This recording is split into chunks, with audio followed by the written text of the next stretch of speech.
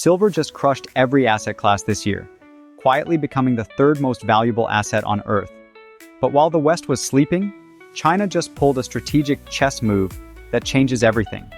They stopped selling. Why? Because China isn't just playing for profit, they're playing for control.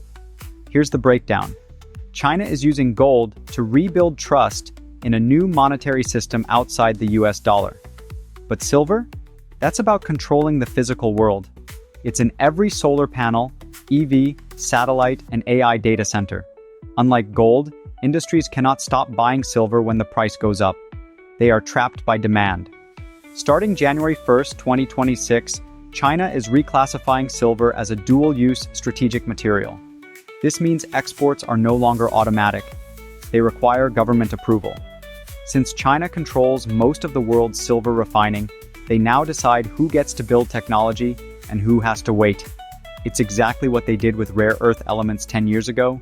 Look at the price discovery gap. Right now, physical silver in Shanghai is trading nearly $6 higher than paper silver on the US COMEX. This tells us the West is running low on the real stuff.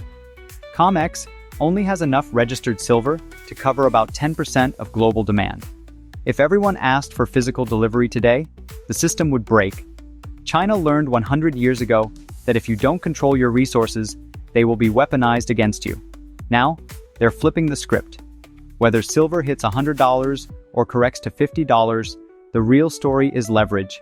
China is gatekeeping the future of energy and AI. Are you holding real assets or just paper? Let me know your price target below. Stay ahead of the cycle with Finotix.